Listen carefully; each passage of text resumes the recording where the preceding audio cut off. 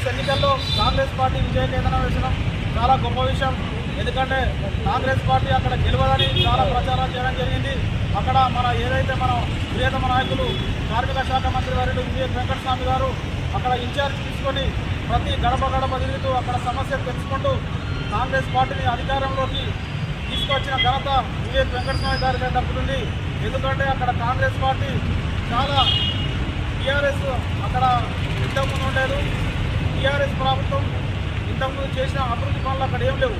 దాదాపు వివేక్ వెంకటస్వామి గారు 2 కోట్ల అభివృద్ధి పనులు అక్కడ చేపించడం జరిగింది. ఇన్ఛార్జ్ తీసుకున్నప్పటి నుంచి కాంగ్రెస్ పార్టీ ప్రతి ఒక్కరూ కాంగ్రెస్ పార్టీ ద్వారానే మనకు ప్రయోజనం చేకూరుతుందని తెలియజేసుకుంటున్నాము. అలాగే కాంగ్రెస్ పార్టీ అధికారంలోకి రావడానికి కృషి చేసిన పొన్నం ప్రభాకర్ గౌడ్ గారికి, ముఖ్యమంత్రి రేవంత్ రెడ్డి గారికి, అలాగే మన పార్లమెంట్ సభ్యులు గడ్డం వంశీఅన్న గారికి, ప్రతి ఒక్కరికి మనవారి కాంగ్రెస్ పార్టీ తరఫున పేరు పేరున హృదయపూర్వక నమస్కారాలు తెలియజేస్తున్నాం. కాంగ్రెస్ జై రేవంత్ అన్న, జై వివేక్ అన్న, జై వంశీబాబు. ఈరోజు మాకొక పండగ దినంలాగా సంతోషకరమైనటువంటి విషయం. జూబ్లీహిల్స్లో కాంగ్రెస్ పార్టీ అభ్యర్థి నవీన్ యాదవ్ అత్యధిక మెజార్టీతో గెలవడం చాలా సంతోషంగా ఉన్నది.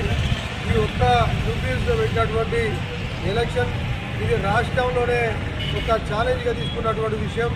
మరి ఎట్లయితే బాగుంటుందనే ఉద్దేశంతో మన ముఖ్యమంత్రి గారు రేవంత్ రెడ్డి గారు మనకు ఎవరికైతే మంచిగుంటుంది ఈ కాన్స్టిట్యూన్సీలో ఇన్ఛార్జ్ అని చెప్పేసి అనుకొని మరి వివేకన్నకు మన చెన్నూరు ఎమ్మెల్యే అయినటువంటి మరి కార్మిక మంత్రి అయినటువంటి వివేక్ వెంకటస్వామి గారికి బాధ్యతలు అప్పచెప్పిన తర్వాత మరి ఒక 2 నెలలు అక్కడనే ఉండి మంచి ప్రచారం చేస్తూ కాంగ్రెస్ పార్టీ పెట్టినటువంటి పథకాలన్నింటినీ కూడా గుర్తు చేస్తూ మరి ఇదివరకు జరిగినటువంటి వాటిని ఎటువంటి అవకతవకల్ని బయటపెడుతూ ఎంతో కష్టపడి గెలిపించుకోవడం జరిగింది.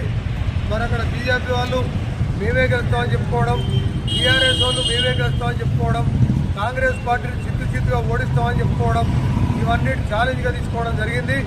మరి ఈరోజు వివేక్ వెంకటస్వామి గారు ఎంత ఛాలెంజ్గా తీసుకున్నారంటే నవీన్ యాదవ్ గారిని గెలిపించడం కోసం నిజంగా కూడా మా దగ్గరలో ఉన్నటువంటి మా కార్యకర్త పిల్లలు కూడా అక్కడికి వెళ్ళి వీధికి కూతుకాల తిరుగుతూ మరి ప్రచారం చేస్తూ అవన్నీ చెప్పడం జరిగింది.